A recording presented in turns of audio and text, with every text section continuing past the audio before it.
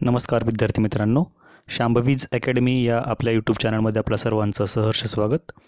जर व्हिडिओ आवडला तर लाईक, सबस्क्राईब आणि शेअर करायला विसरू नका. पुढचा पॉईंट काय बघा, variation in value of g. Small g च्या व्हॅल्यू मध्ये काय व्हेरिएशन असेल? तीन प्रकार आहेत आपल्याकडे. Along the surface of earth, अर्थच्या surface वरती काय असेल? Change with height, height change झाल्यानंतर काय असेल? चेंज विथ डेप्थ, म्हणजे डेप्थ मध्ये आपण आतमध्ये जर जाऊ लागलो पृथ्वीच्या तर काय चेंजेस होतील. असे तीन प्रकार आपल्याला दिलेले आहेत आणि तिन्हीची व्हॅल्यू आपल्याला काढायची.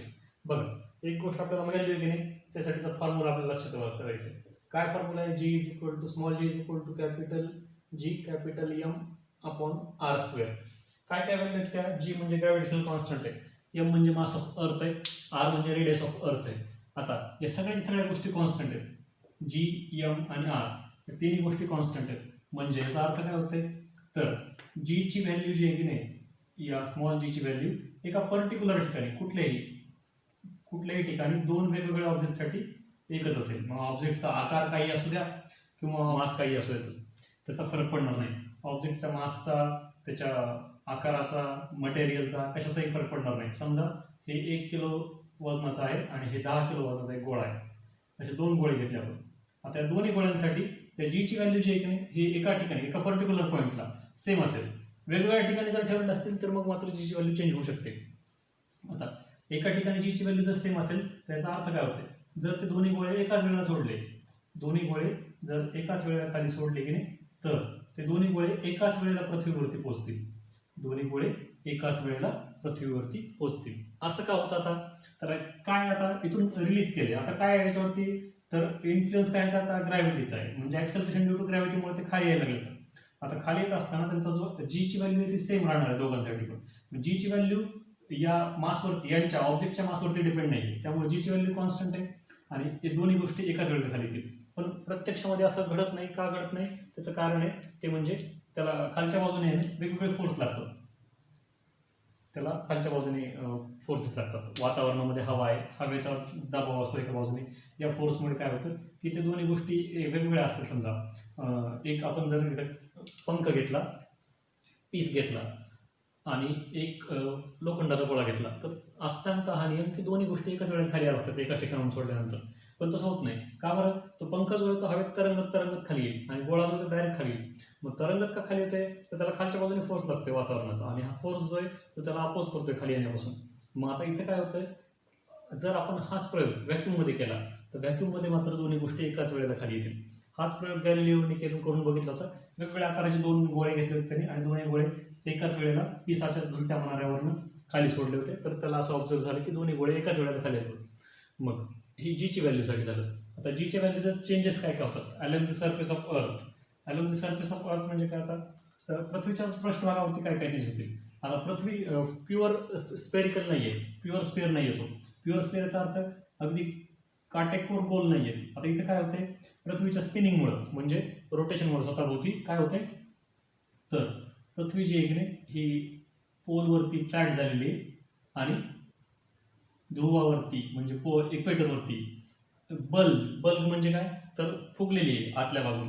म्हणजे ध्रुवावरती फ्लॅट आहे, इक्वेटरवरती फुगलेली आहे. याचा अर्थ काय होतंय? तर रेडियस मध्ये फरक पडते. आता म्हणजे इक्वेटरवरती रेडियस जी आहे ती जास्त असेल तुलनेने पोलवरच्या रेडियसची. मग आता इथं काय होईल बरं? रेडियसची व्हॅल्यू, आता तुम्ही एक उदाहरण तुम्हाला मी सांगतो, लक्षात येते का बघा. समजा आपल्याला 12/4 करायचंय. उत्तर किती येईल आपलं? 3. आता आपण आहे ना डिनॉमिनेटर वाढवूयाचं. 12/6 केलं, उत्तर किती आलं? 2. 12/10 केलं, उत्तर किती आलं? 1.2. म्हणजे व्हॅल्यू काय व्हायला लागली? कमी व्हायला लागली. रेडियस वाढली की व्हॅल्यू कमी होते. आता इथे रेडियस का बरं वाढली? इथे डिनॉमिनेटर मध्ये रेडियस आहे, म्हणजे रेडियस वाढली की व्हॅल्यू कमी झाली. कुणाची? जी ची. आता अजून उलट करून बघू. 4 च्या ऐवजी 3 घेऊ, तर व्हॅल्यू कमी केली आपण. आता काय होईल बरं भाग? 4चा, म्हणजे आता व्हॅल्यू वाढली. म्हणजे रेडियस कमी झाली की जी ची व्हॅल्यू वाढली. म्हणजे काय होतं इथं? Maximum at pole. Maximum at pole. का बरं? जी ची व्हॅल्यू मॅक्सिमम ऍट पोल का असते? असं जर प्रश्नाचं उत्तर काय असेल त्याचं, तर रेडियस तिथं सगळ्यात कमी असते. पृथ्वीची जी रेडियस आहे, पृथ्वीच्या स्पिनिंगमुळे काय झालेले? फ्लॅट झालेले दोन्ही बाजूला, आणि त्याच्यामुळे ध्रुवावरती फ्लॅट असल्यामुळे जी ची व्हॅल्यू जी आहे ती तिथे तुम्हाला कमी मिळेल. रेडियस कमी असल्यामुळे जी ची व्हॅल्यू जी ची व्हॅल्यू जास्त असेल इथे. मिनिमम ऍट कुठं असेल? मिनिमम ऍट इक्वेटर, इक्वेटरवरती मिनिमम असेल. का बरं? इक्वेटरवरती रेडियस जास्त आहे. रेडियस जास्त असताना काय होतं, व्हॅल्यू कमी कमी व्हायला लागली, म्हणजे व्हॅल्यू कमी होते. मिनिमम असेल. आता जीची व्हॅल्यू आपल्याला दिलेली आहे तिथे. काय दिलेले आहे? 9.832 मीटर पर सेकंड स्क्वेअर आणि 9.77 मीटर पर सेकंड स्क्वेअर, अशा दोन व्हॅल्यू आपल्याला सांगितलेले आहेत. उत्तर काय मग थोडक्यात, तर along the surface of earth value जीची जे आहे कॉन्स्टंट नाहीये. पोलवरती सगळ्यात जास्त असते, इक्वेटरवरती सगळ्यात कमी असते. चेंज विथ हाईट असा एक प्रश्न दिलेला आहे पुन्हा. चेंज विथ हाईट म्हणजे काय? आता सेम हेच लागू होतं इथं पण. बघा, एक पृथ्वी आहे, पृथ्वीचं सेंटर आहे, हे रेडियस आहे पृथ्वीची. आता पृथ्वीच्या रेडियसच्या अबोव, आता सरफेसच्या वरती हाईटवरती एखादी गोष्ट ठेवली आपण. समजा एक एरोप्लेन उडते 10 किलोमीटर अंतरावरती एखादं एरोप्लेन आहे.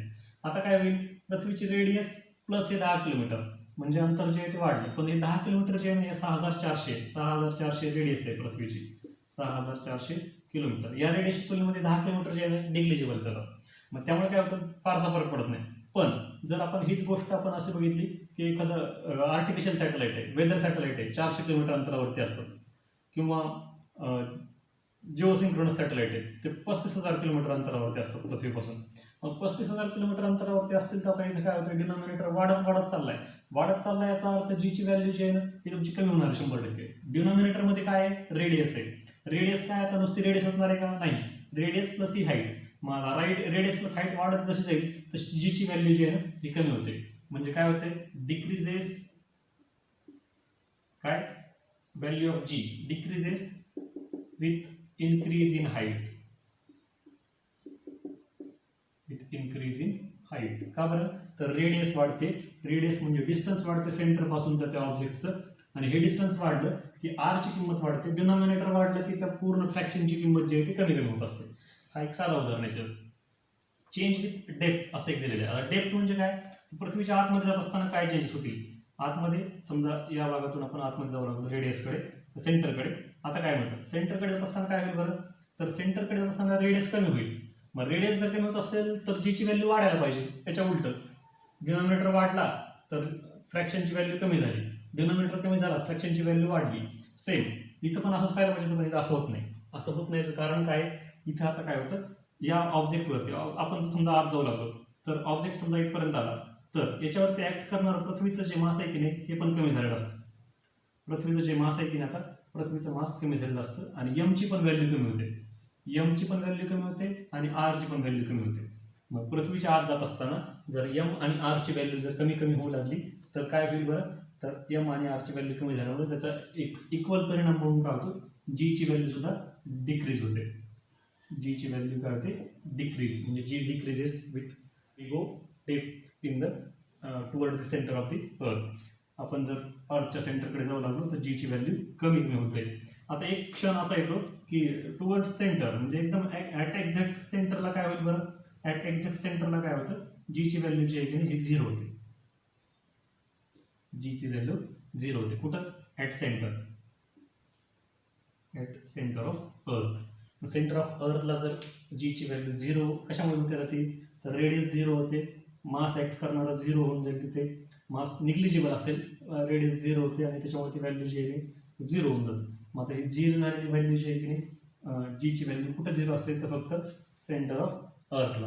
आता सेंटर ऑफ अर्थ सोबत अजून दुसऱ्या ठिकाणी एका ठिकाणी 0 असते, ती म्हणजे इन्फिनिटी डिस्टन्सवरती. इन्फिनिटी डिस्टन्स का बरं, आता अनंत अंतरावरती जसं आपण अंतर वाढवत जाऊ तसं तसं जीची व्हॅल्यू कमी कमी कमी कमी होत जाणार आहे. टुवर्ड 0 चालली ती, पण कुठं जाणार आहे माहित नाही आपल्याला. म्हणजे ऍट इन्फिनिटी सुद्धा जीची व्हॅल्यू 0 असते.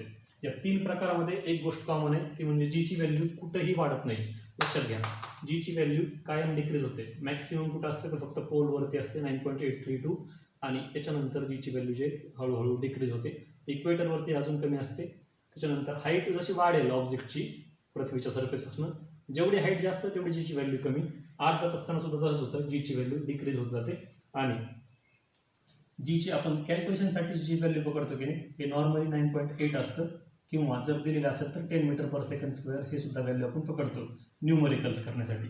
न्यूमरिकल्स करताना आपल्याला दिलेली असेल व्हॅल्यू तर नाही 10 मीटर जी दिली ती घ्यायची, दिलेली नसेल तर मात्र तुम्हाला 9.8 मीटर पर सेकंड स्क्वेअर एवढी व्हॅल्यू घ्यावी लागते. ग्रॅव्हिटेशन मधले राहिलेले जे पॉईंट आहेत, mass and weight, free fall, gravitational potential energy आणि एस्केप वेलोसिटी, काय काय असते या गोष्टी आपल्याला शिकायच्या. आज बघा, एक एक गोष्ट आपण समजून घेऊया. डिफरन्स एक क्वेश्चन जो आहे ना कॉमन आहे बोर्डाच्या परीक्षेमध्ये, काय मास आणि वेट मधलं डिफरन्स काय असतं ते, किंवा याच्यामध्ये डिफरन्सेसचे पॉईंट तुम्हाला माहिती असायला पाहिजे काय काय असतात ते.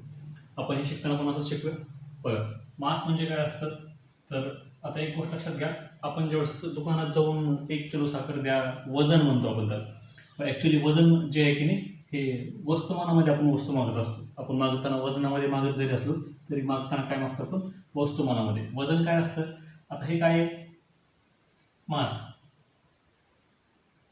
It is amount of matter, amount of matter present एखाद्या वस्तूमध्ये, त्या वस्तूमध्ये किती द्रव्य, द्रव्य म्हणजे घटक किती येतात त्याचं मापन जे आहे की नाही ते म्हणजे मास असतं. आता वेट काय असतं, it is a force. Weight काय, एक फोर्स आहे. कसला फोर्स आहे, एक फोर्स आहे जो अट्रॅक्ट करतोय त्या वस्तूला. कुठला फोर्स आहे तो, पृथ्वीचा gravitation field. It is a force of attraction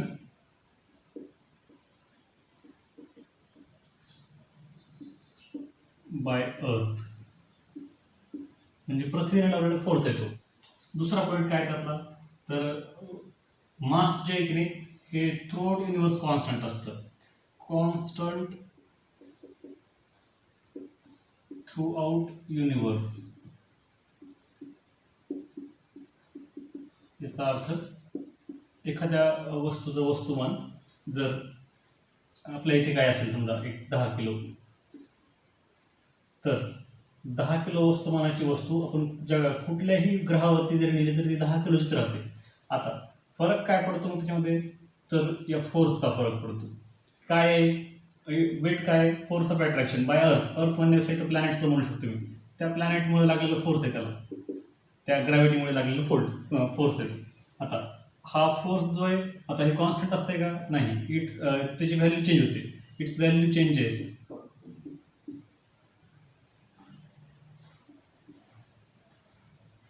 it's value changes. आता काय होतं बघा, फॉर्म्युला काय आला, फॉर्म्युलावरून तुमच्या लक्षात येईल बघा, एफ इज इक्वल टू काय फॉर्म्युला आपला, एम इंटू जी. जी ची व्हॅल्यू चेंज झाली की चेंज होणार आहे. मग जी ची व्हॅल्यू प्रत्येक ठिकाणी चेंज होते. इक्वेटरवर वेगळी असते, पोलवर वेगळी असते, दुसऱ्या प्लॅनेटवर गेली दुसऱ्या प्लॅनेटसाठी त्याची जी ची व्हॅल्यू वेगळी असेल. मग या सगळ्या गोष्टींचा विचार केल्यानंतर it's value is not constant, it's value changes. हा दुसरा डिफरन्शियल पॉईंट आहे आपला. स्केलर क्वांटिटी का वेक्टर क्वांटिटी, हे एक प्रश्न असतो त्याच्यामध्ये. मॅग्निट्यूड असतं, डायरेक्शन नसते. याला मॅग्निट्यूड आणि डायरेक्शन दोन्ही असतं. It is a scalar quantity.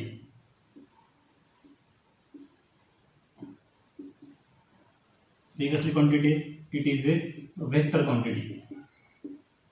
का बरं वेक्टर, फोर्स कुठल्या बाजूला लागला हे पण आपल्याला बघावं लागेल. फोर्स कुठल्या बाजूला लागला म्हणजे डायरेक्शन महत्वाची आहे. फोर्स कुठल्या बाजूला लागला हे पण आपल्याला बघावं लागतं. चौथा पॉईंट काय याच्यामध्ये, त्याचं युनिट. युनिट काय मासचं, युनिट इज किलोग्रॅम. याचं काय युनिट असतं, युनिट इज फोर्स आहे, म्हणजे युनिट काय असतं त्याचं, तर न्यूटन. युनिट काय त्याचं, न्यूटन. आता व्हॅल्यू याची आहे ना, झिरो कधीच नसणार आहे. वस्तूमधलं वस्तुमान जे आहे ते झिरो कधीच नसणार आहे. म्हणजे mass is never zero, mass is never zero. इथं काय होऊ शकतं का, इथं होऊ शकतं, काय होऊ शकतं, जी ची व्हॅल्यू बघा. जी ची व्हॅल्यू ज्यावेळेस आपण सेंटरकडे जातो अर्थच्या, टुवर्ड सेंटर, समजा हे अर्थ सरफेस होता, सरफेसवरून आपण सेंटरपर्यंत येऊन पोहोचलो, सेंटरला काय होतं, जी ची व्हॅल्यू झिरो होते. जी ची व्हॅल्यू झिरो झाली म्हणजे फोर्स काय होणार आहे, zero. It may become zero at the centre of अर्थ. May become zero at the centre of अर्थ. हे डिफरन्स लक्षात घ्या. एक आहे अमाऊंट ऑफ मॅटर प्रेझेंट. मग आता न्यूटनच्या पहिल्या लॉनुसार जर आपण बघितलं तर इट इज ए, या दुसरं काय नाव येतं आपल्याला, जडत्व. जडत्व म्हणजे काय, इनर्शिया आहे. It is A inertia. हे काय, फोर्स ऑफ अट्रॅक्शन कशामुळे लागलेलं आहे, प्लॅनेटमुळे. ग्रॅव्हिटेशनल फोर्स आहे आणि कोणी लावलाय तर त्या प्लॅनेटने. दुसरं काय, कॉन्स्टंट असतं का व्हॅल्यूची, तर कॉन्स्टंट असते. कोण, मास कॉन्स्टंट असतं, वेट कॉन्स्टंट नसतं. त्याच्यानंतर स्केलर क्वांटिटी ही वेक्टर क्वांटिटी. याचं युनिट जे आहे ते किलोग्रॅम आहे, याचं युनिट जे आहे ते न्यूटन आहे. आणि ह्याची व्हॅल्यू झिरो कधीच असत नाही मासची. वेट मात्र झिरो असू शकतं कुठं, सेंटर ऑफ अर्थला. सेंटर ऑफ अर्थला म्हणा किंवा सेंटर ऑफ प्लॅनेटला म्हणा. आपण ज्यावेळेस असं म्हणतो की कुठल्याही उदाहरण दिलेलं तुम्हाला पुस्तकामध्ये राजू नावाचा एक माणूस सांगितलं त्याच्यापेक्षा आपण असं करीत की ए नावाचा एक व्यक्ती आहे, ए या व्यक्तीचं वजन जे आहे ना 60 किलो आहे. आता आपण वापरत असताना व्यवहारामध्ये वेट आणि वजन हे शब्द वापरतो, पण सायंटिफिकली वेट आणि वजन हे गोष्टी काय आहेत या तर फोर्स येतो. आता याचा अर्थ काय होतोय तर 60 किलोच्या वस्तुमानावरती म्हणजे 60 किलोचा मास असणारी एखादी गोष्ट आहे, 60 किलो मास असणारी एखादी गोष्ट आहे, त्याच्यावरती लागलेला जो काही फोर्स आहे की नाही, त्याच्यावरती लागलेला जो काही फोर्स आहे तो आपण प्रत्यक्षामध्ये ॲक्च्युली सांगत असतो, पण आपण सांगत असताना त्याचं वजन म्हणून सांगतो ते. मग आता हा फोर्स तुम्हाला काढता येतो का तर काढता येतो. कसं काढता येतो, F=mg हा फॉर्म्युला आहे. म्हणजे तुम्ही सुद्धा काढू शकता तुमचं वजन किती आहे, ॲक्च्युली मास नाही. तुमचं जे तुम्ही आता जे आपण वजन काट्यावरती वर्णन केलं तर काय मिळतं आपल्याला, मास मिळतं. समजा या माणसाचं वजन जे 60 किलो होतं, जीची व्हॅल्यू किती आहे आपल्याकडे 9.8. आता 60 गुणिले 9.8 बघा किती मिळतं तुम्हाला उत्तर ते 8 सखा 48 94 88 588 न्यूटन एवढं त्याचं काय वेट आहे. कोणाचं, या व्यक्तीचं. त्याचं वेट 60 किलो नाही आहे, वेट किती आहे 588 न्यूटन आहे, मास किती आहे 60 किलोग्रॅम आहे. मग हा डिफरन्स आहे. तुम्ही तुमचं काढून बघा तुमचं मास, तुमचं आता मास म्हणजे तुमचं वजन किती आहे वजन काट्यावरचं ते ठेवा. जीची व्हॅल्यू नॉर्मली आपण कॅल्क्युलेशन करण्यासाठी 9.8 पकडतो किंवा 9.78 पण पकडतो. दोन्हीपैकी कुठली एक व्हॅल्यू पकडा आणि कॅल्क्युलेशन करून तुमचं न्यूटनमधलं उत्तर काढून बघा. बघा एखादी गोष्ट आहे, एक ठेवलेलं ऑब्जेक्ट आहे, हे फक्त आणि फक्त ग्रॅव्हिटीमुळे खाली येते. असं ज्यावेळेस असतं की नाही, फक्त आणि फक्त कुठला फोर्स लागला त्यावरती ग्रॅव्हिटेशनल फोर्स लागलाय असं ज्यावेळेस असते कंडिशन त्यावेळेस ते म्हणजे फ्री फॉल असतं. एक ऑब्जेक्ट आहे, हा पेन आहे, मी इथे धरलेला आहे. ज्यावेळेस मी याला सोडून देईल, रिलीज केला काय झाला आता फ्री फॉलमध्ये झाला. पण इथं धरला याचा अर्थ काय, आता याच्यावरती काय फोर्स ऑफ अट्रॅक्शन आहे का आहे, पण इक्वल फोर्स लावला इकडच्या बाजूने हाताने आणि ती वस्तू जी आहे ती टांगून ठेवलेली आहे. मग आता या वस्तूला सोडल्यानंतर काय होतं, वरचा फोर्स निघून गेला बॅलन्स करणार. मग आता राहिला कुठला फोर्स त्यावरती, फक्त ग्रॅव्हिटेशनल फोर्स राहिला. म्हणजे ग्रॅव्हिटेशनल फोर्समुळे काय झालं, ती वस्तू जी आहे ती खाली पडली. मग अशा वेळेला ती कंडिशन म्हणजे काय असतं, फ्री फॉल असतं. ग्रॅव्हिटीमुळे जर एखादी वस्तू ॲक्सेलरेट होत असेल तर ते म्हणजे काय असतं, फ्री फॉल. डेफिनेशन काय दिली आपल्याला, डेफिनेशन बघूया आपण त्याची. whenever an object moves under the influence म्हणजे काय, त्याच्या प्रभावाखाली, under the influence of gravity alone याचा अर्थ काय झाला, फक्त आणि फक्त ग्रॅव्हिटीमुळे ती वस्तू त्वरणित झालेली आहे किंवा तिचं मुवमेंट होते, तर त्यावेळेला ते जे काय असतं ते म्हणजे काय असतं तर फ्री फॉल असतं. हे त्याची डेफिनेशन आहे. आता फ्री फॉलचं उदाहरण तुम्हाला सांगता येतं. एक स्टोन होल्ड केला, रिलीज केल्यानंतर काय झाला, तो फ्री फॉल झाला. मग आता एक गोष्ट लक्षात घ्या, हे सगळे सॅटेलाइट, मून हे अर्थच्या भोवती रिव्हॉल्व करतात. मग आता हे फ्री फॉलमध्ये असतात का असा एक प्रश्न आहे तिथं, तर असतात फ्री फॉलमध्ये. पृथ्वीवरती का पडत नाहीत, त्यांच्या वेलोसिटीमुळे पडत नाहीत, ते त्यांची फिरण्याची जी गती आहे त्याच्यामुळे ते पडत नाहीत खाली. मग फ्री फॉलमध्ये का असतात, पण ते आता ग्रॅव्हिटीने त्यांना अट्रॅक्ट करून ठेवलेलं आहे आणि त्याच्यामुळे ते फिरत आहेत कक्षेमध्ये. ग्रॅव्हिटीने अट्रॅक्ट करून ठेवलेल्या आहे फोर्सने, म्हणून ते त्याच्याभोवती पृथ्वीभोवती फिरत आहेत आणि म्हणून मग ते काय तर फ्री फॉलमध्ये आहेत. आता दुसरी गोष्ट विचारली येते ते म्हणजे काय बघा, एक ऑब्जेक्ट सोडला, तो खाली येतोय. आता ऑब्जेक्ट इथून सोडला, खाली पडतोय. आता त्याच्यावरती ऑपोजिट फोर्स जो आहे दुसरा अजून काय फ्री फॉलमध्ये पडतोय. पण ऑपोजिट फोर्स जे आहेत ना, वातावरणामधले हवेचा दाब असेल, प्लावक बल असेल, या गोष्टी येत नाही, या त्याच्यावरती फोर्स लावल्यात खालून, म्हणजे त्या वस्तूला सरळ खाली येत नाहीत त्या, म्हणजे ऑपोजिट फोर्स लागतोय. ट्रू फ्री फॉल जो आहे की नाही, ट्रू फ्री फॉल हा कुठं शक्य असतो तर व्हॅक्यूममध्ये शक्य असतो. व्हॅक्यूममध्ये का बरं, अपोज करणारा फोर्स नाही तिथे. अपोज करणारा फोर्स जर नसेल तर ते ट्रू फ्री फॉल असेल. मग ट्रू फ्री फॉल जर आपल्याला अनुभवाचा असेल तर काय मिळतं आपल्याला, व्हॅक्यूममध्ये हा एक्सपेरिमेंट करावा लागेल आपल्याला, तर ते ट्रू फ्री फॉल मिळेल. एखादा लोखंडाचा गोळा जर आपण सोडला तर त्याला होणारा जो काय अपोज आहे तो कमी असेल, पण त्याच्याऐवजी जर आपण कागदाचा एखादा तुकडा किंवा कापसाचा छोटासा तुकडा, पंख, अशा गोष्टी जर आपण सोडल्या तर त्या फ्री फॉलमध्ये सापडणार नाहीत आपल्याला. त्या काय होतील, त्यांना अपोज करणारा फोर्स जास्तीच आहे. मग अपोज करणारा फोर्स जेवढा जास्त तेवढं ते खाली त्यांना वेळ लागेल त्यांना. पण ॲक्च्युअलमध्ये फ्री फॉल कुठं सापडतो आपल्याला तर व्हॅक्यूममध्ये सापडतो. जे काही न्यूमरिकल्स करायचे की नाही त्यासाठी आपल्याला काही फॉर्म्युले माहिती असणं गरजेचं आहे. कुठले फॉर्म्युले आपण इथे वापरणार आहे तर इथे काय बघा, वस्तू होती, खाली पडली, पृथ्वीच्या सरफेसपर्यंत आली आणि काय झालं आता, डिस्प्लेसमेंट झाली. त्याची वेळ लागला असेल काहीतरी, म्हणजे टाईम एक आहे. दुसरी गोष्ट काय, इनिशियल वेलोसिटी असेल काहीतरी, फायनल व्हेलॉसिटी असेल एक काहीतरी. काय काय गोष्टी मिळाल्या आणि काय काय आठवते बघा. Initial velocity, final velocity, displacement, time. आता ह्याच्यासाठी न्यूटन्सचे इक्वेशन्स जे होते की नाही, लॉ ऑफ मोशन, हे तुम्हाला माहिती असायला पाहिजे. काय काय तुमच्याकडे होते इक्वेशन्स बघा. v is equal to u plus a t. आता इथे आपण ए च्या ऐवजी काय करणार आहे, ॲक्सेलरेशन ड्यू टू ग्रॅव्हिटी, म्हणून याच काय लिहिते यू प्लस जी टी. आता हे फॉर्म्युला चेंज होतात अजून, थोडंसं लक्षात आहे. एस इज इक्वल टू काय, U T plus half A T square असा फॉर्म्युला आपल्याकडे. या फॉर्म्युला मॉडिफाय करायचं काय म्हणतात आपल्याला, यू टी प्लस हाफ एच्या ऐवजी जी. ए काय ॲक्सेलरेशन आहे, जी काय ॲक्सेलरेशनच आहे, पण ए जे आहे ते ॲक्सेलरेशन वेगळं आहे, जी कसलं ॲक्सेलरेशन ड्यू टू ग्रॅव्हिटी. परत दुसरा एक फॉर्म्युला काय आपल्याकडे, v square is equal to u square plus 2as. यालाच काय लिहितात आपल्याला, यू स्क्वेअर प्लस 2gs. आता फ्री फॉर्ममध्ये असणारी गोष्ट जी आहे त्याच्यामध्ये काय मिळतं आपल्याला, इनिशियल व्हेलॉसिटी. होल्ड केलेली एखादी गोष्ट आता इथे होल्ड केला मी पेन हा, आणि आता रिलीज करायचा आहे. होल्ड केल्यानंतरची व्हेलॉसिटी किती, आता इथं इनिशियल व्हेलॉसिटी 0 आहे. ज्यावेळेस त्याला सोडेल खाली त्यावेळेस त्याची व्हेलॉसिटी वाढत जाणार आहे. मग इनिशियल व्हेलॉसिटी जर 0 असेल तर यूची व्हॅल्यू 0 होईल. यूची व्हॅल्यू 0 पुट करून फॉर्म्युला बघा काय म्हणते तुम्हाला, यूची व्हॅल्यू 0 करून फॉर्म्युला काय म्हणते, v is equal to g t. इथे काय मिळेल, s is equal to u t 0 झालं, half g t square, s is equal to half g t square. खालच्या बाजूला काय म्हणते, b square is equal to 2gs. B square is equal to 2gs. आता या फॉर्म्युल्यामधनं आपल्याला काही न्यूमरिकल्स करायचे. न्यूमरिकल्स आपण सगळ्यात शेवटी करूया. आज त्याच्या ग्रॅव्हिटेशनल पोटेन्शियल एनर्जी आणि एस्केप व्हेलॉसिटी काय आहे ते बघूया. आहे ग्रॅव्हिटेशनल पोटेन्शियल एनर्जी. तर पोटेन्शियल एनर्जी म्हणजे काय असतं आपल्याला सगळ्यांना माहिती आहे. Energy due to the position of object is known as potential energy. ऑब्जेक्टचं पोझिशनचा अर्थ काय, कुठे ठेवलेला ऑब्जेक्ट त्याच्यावरती डिपेंड आहे. समजा पृथ्वीच्या पृष्ठभागावरतीच ठेवलेला ऑब्जेक्ट आता एकदम चिटकून. आता इथे काय होतंय, एच म्हणजे हाईट जी आहे ती 0 आहे. मग पोटेन्शियल एनर्जी सुद्धा काय असेल, 0च असेल. पोटेन्शियल एनर्जी सुद्धा काय असेल, 0. पण आता काय केलं आपण, हा ऑब्जेक्ट जो आहे का नाही सरफेस पासून बराच उंचीवरती ठेवला. आता उंचीवरती ठेवला म्हणजे काय, एच ची व्हॅल्यू वाढली. आता एच ची व्हॅल्यू वाढली, पोटेन्शियल एनर्जी सुद्धा काय होणार तुमची, वाढणार आहे.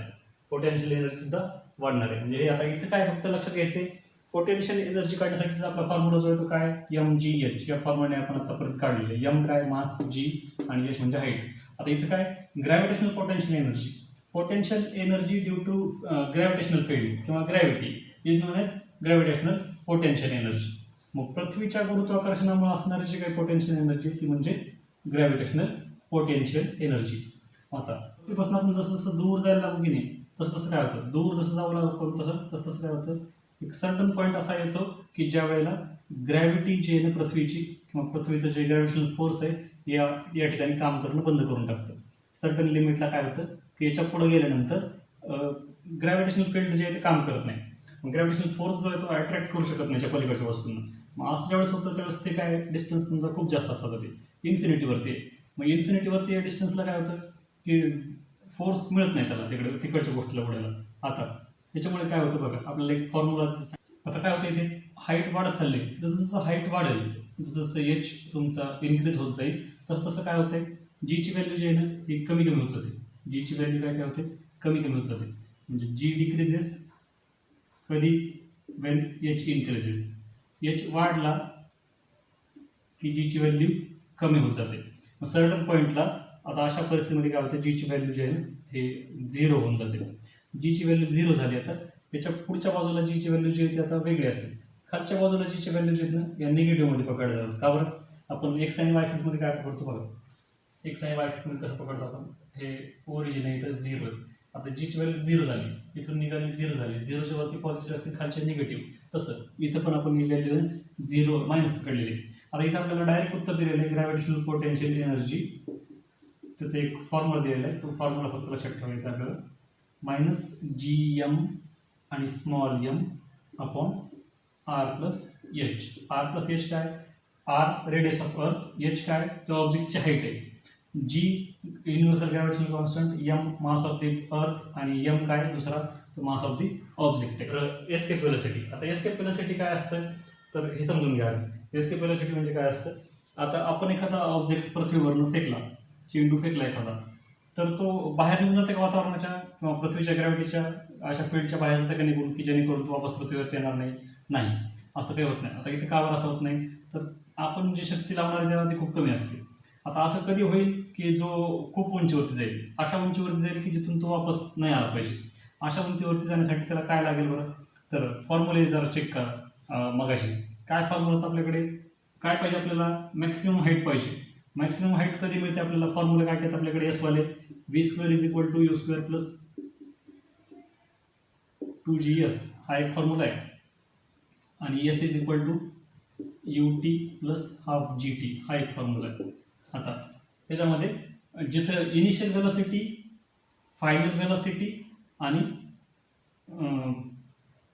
डिस्प्लेसमेंट असं अशा गोष्टी आहेत त्या बघा फॉर्म्युला काय आहेत ते. एकच फॉर्म्युला आहे तसा, initial velocity, final velocity, displacement. म्हणजे हा फॉर्म्युला आपल्या कामाचा नाही येत. आता या फॉर्म्युल्यावरून आपल्याला काय किमती मिळतात ते जरा चेक करूया. वस्तू इथून फेकायला सुरुवात केली येतात. आता फेकायला सुरुवात केली याचा अर्थ काय, इनिशियल व्हेलॉसिटी त्याची 0 नाही आहे. ऑब्जेक्ट जर वरती होल्ड केला असता आणि सोडला असता तर इनिशियल व्हेलॉसिटी 0 होती. आता काय केलंय, ऑब्जेक्ट खालून वर फेकलाय म्हणजे इनिशियल व्हेलॉसिटी 0 आहे का, नाही. पण फायनल व्हेलॉसिटी मात्र काय होणार त्याची, फायनल व्हेलॉसिटी 0 होणार आहे. ऑब्जेक्ट कुठेतरी जाऊन थांबणार आहे म्हणजे फायनल व्हेलॉसिटी 0 झाली. काय फॉर्म्युला म्हणतो तुम्हाला, प्लस 2gs. आता इथे काय करतोय आपण, वस्तू खालून वर फेकतोय म्हणजे इथे इनिशियल व्हेलॉसिटी काहीतरी आहे माझी, प्लस अपोजिट डिरेक्शनला फेकतोय. कोणाच्या अपोजिट डिरेक्शनला, कुठल्या बाजूला फोर्स लागलेला आहे, टुवर्ड सेंटर म्हणजे खालच्या दिशेला. मी वस्तू फेकतोय कुठे, वरच्या बाजूला. म्हणजे जी ची व्हॅल्यू जी आहे आता इथं ते निगेटिव्ह असणार आहे, म्हणजे फॉर्म्युला मॉडिफाय होईल तुमचा. आता इथे या केसमध्ये काय फॉर्म्युला मिळेल तुम्हाला, u² - 2gs. आता जरा v ची किंमत बघा काय, v ची किंमत काय, 0 म्हणजे 0 = u² - 2gs. आपल्याला काढायचं काय, डिस्प्लेसमेंट जास्तीत जास्त मिळाली पाहिजे, त्याच्यासाठीचा फॉर्म्युला आपल्याला काढायचा आहे. काय फॉर्म्युला मिळते आपल्याला बघा, हे -2gs जर आपण इकडे आणले तर +2gs होतील. हे +2gs = u². काय काढायचे, displacement, s = u² / 2g, u² / 2g. आता g ची जी व्हॅल्यू आहे सरफेस वरती ती कॉन्स्टंट असणार आहे, ही बदलणार नाही. याचा अर्थ काय, जेवढी तुम्ही इनिशियल व्हेलॉसिटी, आता हे एक फ्रॅक्शन मिळालं तुम्हाला. फ्रॅक्शन मध्ये काय गोष्ट असते, न्यूमरेटर तुम्ही जेवढा वाढवाल डिनोमिनेटर कॉन्स्टंट तुमचा. आता समजा 10/5 1000/5 असं जर आपण करून बघितलं तर उत्तर मिळतं आपल्याला. 2g कॉन्स्टंट आहे, 5 कॉन्स्टंट झाला. u ची व्हॅल्यू आता चेंज केली आपण, 10, 100, 1000 असं घेतलं समजा. u² ची व्हॅल्यू एवढी आली, u². आता कुणाची व्हॅल्यू सगळ्यात जास्त मिळते तुम्हाला, याचं उत्तर मिळते 2, याचं उत्तर मिळते 20, याचं उत्तर मिळते 200. कोणाची व्हॅल्यू जास्त आली, याची. का बरं, याचं न्यूमरेटर जास्त होता. म्हणजे u ची किंमत जेवढी जास्त तेवढे ते वस्तू वर जाण्याची शक्यता जास्त, तेवढं जास्त लांब दूर जाईल ती. म्हणजे एस ची व्हॅल्यू तुम्हाला काय मिळेल, एस म्हणजे काय, डिस्प्लेसमेंट. या वस्तू जी आहे ती वर जाईल म्हणजे यू ची व्हॅल्यू जेवढी जास्त. आता ही कुठली यू, इनिशियल व्हेलॉसिटी, म्हणजे जेवढ्या जोराने वस्तू वर फेकेल तेवढ्या जास्त अंतरावरती जाणार आहे ती. आता हे काढण्यासाठी आपल्याकडे एक फॉर्म्युला आहे. कशाचा फॉर्म्युला, एस्केप व्हेलॉसिटी कशी काढलेली आहे आणि किती व्हेलॉसिटी असेल तर तो ऑब्जेक्ट बाहेर निघून जात आहे, हे एक काढलेलं आहे आपल्याला.